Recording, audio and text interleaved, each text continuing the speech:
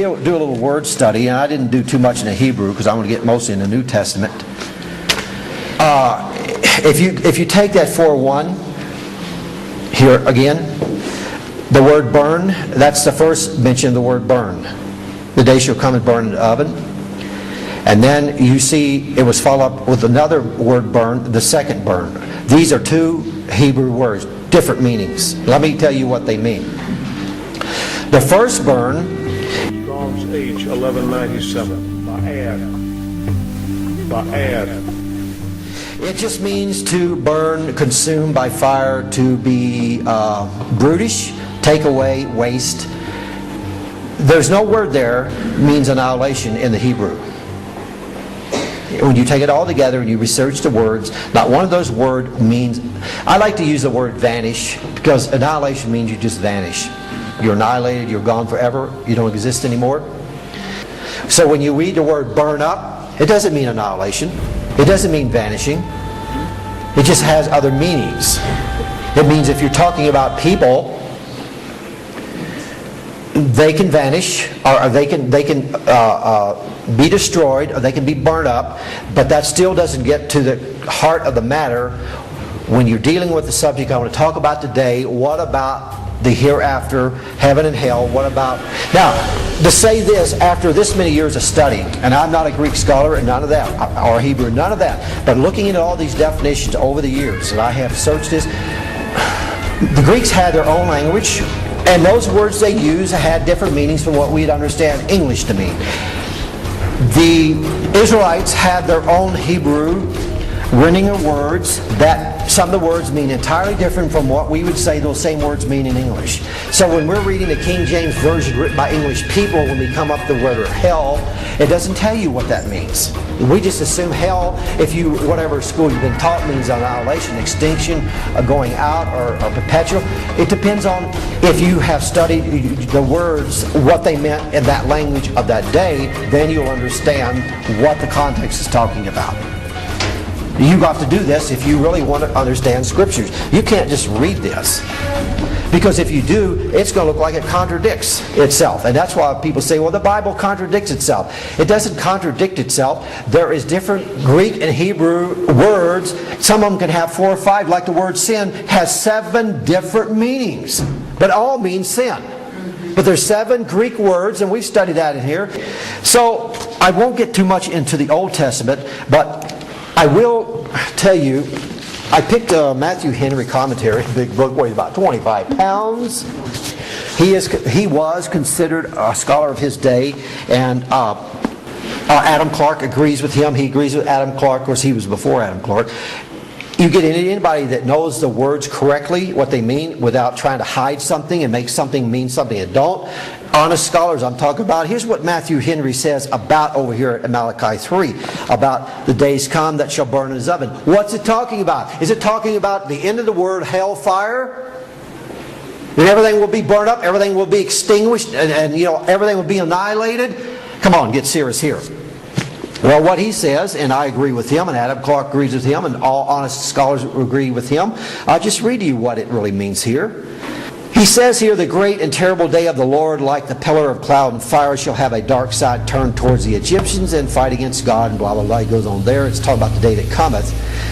Has reference to both the first and the second coming of Jesus. In both, Christ is a consuming fire to those that rebel against him.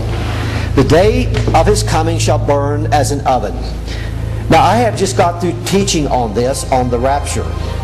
And in my section on, I forgot what number it was, when I went into about Israel 1948, and the abomination, desolation, the destroying of Jerusalem, all that. Here's what he's saying, and I agree. This is what it's talking about. He said, the day of his coming shall burn as an oven. It shall be a day of wrath, of fiery indignation. God, that has perfect knowledge of everyone's character, knows who are the proud, and of everyone's actions, knows who they are that do wickedly, and they shall be stubble to this fire. They shall be consumed by it. And he goes on and talks about that, and he gets on down about the day that they shall be burned up. He's referring to Isaiah 27, 4 and 5. If you ever want to take that down, look those up. The day that cometh shall burn them up, and shall leave them neither root nor branch. And he's reading from Malachi again. He says, now this was fulfilled when Christ spoke terror and condemnation to the proud Pharisees and the other Jews that did wickedly, when he sent the fire on the earth, which burnt up the chaff of the traditions of the elders and the corrupt glosses that they had put up on the law of God. Jerusalem was destroyed by the Romans, and the nation of the Jews as a nation blotted out.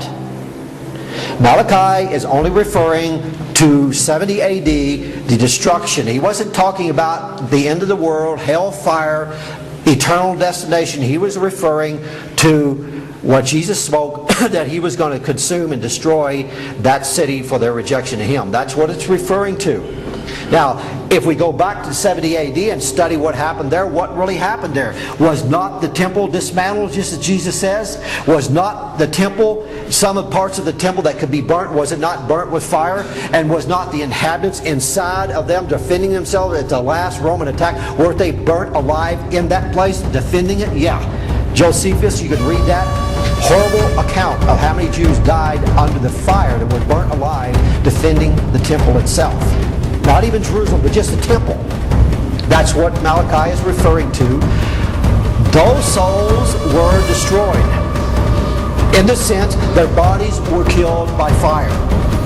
That still doesn't tell us about the hereafter and everlasting fire, perpetual fire, that for those that do wickedly when they go to hell. It wasn't even referring to hell. I guess that was hell for the Jews. But what he's saying, that temple was destroyed.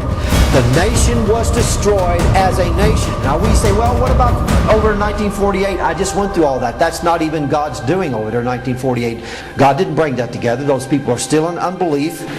They're atheists.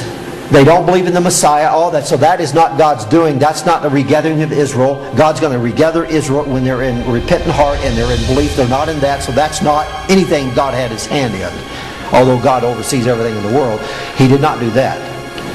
So when it's talking about they shall be burnt up and everything, their way of life, Jesus says, today your house will be left unto you desolate. The house he was talking about was their way of life. Like the house of David, the house of Solomon, the whole house of Israel. It was destroyed in 70 AD. It's still destroyed. In that sense, although Jews still live.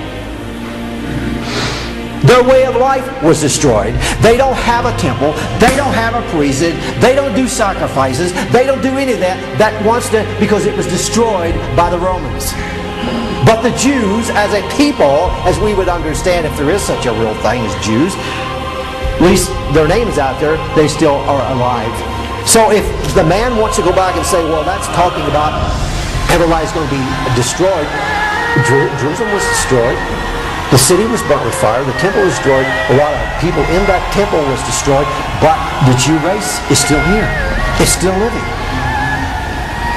And when Jesus passed by the fires of Hinnom, that fire, and he was relating that about where they threw their garbage and said it was a perpetual fire. Well, they said, well, that fire's gone out. I mean, he was talking about the fire itself would never go out. We say, well, it went out, but it was still burning in his day, which tells us that there is going to be a literal hell fire. Literally, flames were burning that garbage pit, so he was referring to the word Gehenna and hell as a literal flame that will burn. I used to didn't know if it was true or not. It was a literal figurative about hell. I'm convinced after hearing that this morning by God told me, think about the word Gehenna, think about what Jesus said about the fire. And I was thinking about that. Jesus was pointing to the people about that fire had been smoldering for centuries, where they threw all the debris and was burning constantly. It never went out. And that day when he spoke that, it was still burning. It was literal fire, and that's how he was referring to it. That it was a literal fire. He wasn't really talking about the duration any more than he was talking about the flames that was consuming the garbage. And I want you to know the fire never went out because the garbage never went out. There was always garbage poured onto it. So if men cannot be burned up in a sense of vanishing and annihilating, then the fires will be perpetual. They'll never go out. See, I just can't grab that. I don't care if you can grab it or not. If God will not allow a soul and a spirit to perish and vanish and annihilate, that means when they're in hell, the fire will be in hell forever. It will never go out because the souls can't be extinguished. So that it will keep the fire going. So one needs the other.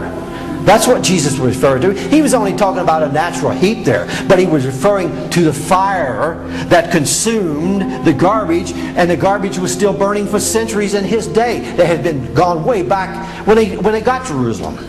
It had been burning that long without ever going out, because that was their garbage heap. It was a constantly burning, smoldering fire. And he says this is how hellfire will be. Now, of course, that was a natural, went out, but he wasn't talking about the natural. He knew that Jerusalem would be destroyed. He pronounced it himself. He was talking about the end of the world. When everything is said and done, the fires of hell will never be extinguished. Now, why don't these people tell us that? Well, they don't tell us that, because it would make them look real silly. Now, going on here with Matthew Henry, reading through all of his business here, he gets on down to verse 3. You shall tread down the wicked. When believers by faith overcome the world, they shall surpass their own corrupt appetites and passions. And when the God of peace bruises Satan under their feet, then they shall tread down the wicked. The saints triumphs. And he goes on to all that about enemies under our feet, like the souls, ashes under the sole of our feet. All that was referring to was walking in dominion. And of course, the Lord always used natural things to illustrate spiritual things. Got it? He didn't say the ashes would be vanish away. He was just talking about the stubble. He was talking about the oven burning. He was talking about a lot of things, but they didn't even understand the parable, and I'm sure you don't even understand it either. He said, well, come on, explain the parables. Well, he couldn't even explain the scriptures, let alone the parables where they would understand it. But he was trying to. Okay, now, I want to get into the New Testament here, and I want to go through our word study. And I don't expect you to believe this if you don't want to believe it, but I tell you, you need to consider it. And I'm going to read right out of the book that I put together years ago, Everlasting Punishment. Page 5, it says, A Study on Everlasting Death. Now this man here, the one I started out with, my last message, he was talking about, yes, nowhere the Bible does it promise eternal life and hellfire. I agree. There is no such thing as eternal life and hellfire. Why did he talk about eternal death and hellfire? That's biblically correct. He's using word games on us. So he said, well, if you can't find it, then it don't exist. He's right. That word don't exist. There is no eternal life and hellfire, eternal death. When you talk about death, death means in all scriptures, Old and New Testament, it only means, death of the body, but it means separation. So when a person dies, his soul and spirit separates from the body. It doesn't extinct. It doesn't vanish away. It's not annihilated. It lives on. He obviously doesn't know what the word death means. Okay, the final abode of the righteous is not often disputed, but misrepresented. So we shall confine our remarks to the final state of the wicked. I'm reading from this booklet. Those who go to heaven will be eternally redeemed and blessed in body, soul, and spirit. You will have a new resurrected body with immortality. You will be in the very presence of God, which is eternal life. You have eternal life if you're born again now. When you're resurrected, you will have a body like unto Jesus, which is immortal. It will never die again. But what about the wicked? When they're resurrected, well, it tells us about the wicked. He says, blessed are you on my right hand, go to heaven prepared by my Father. And the goats on the left go into everlasting or perpetual hellfire. Same identical word, eternal, everlasting. One is blessed, one is hell. Same Greek word means identical. The same thing, perpetual, unlimited time. And they want to tell us that heaven never ends, but hell will end. Why are they changing the same Greek word in the middle of the sentence? Why are they changing from one to the other? It means exactly the same thing. The duration, they just go opposite directions. One goes into eternal life with God forever. The other goes into eternal death or separation forever in hell. Eternal life, eternal death. Eternal life, eternal death. This man is playing word games. He says there's no place you find eternal life in hell. I grant you, no one that has eternal life, that's living right and died right, is going to go to hell.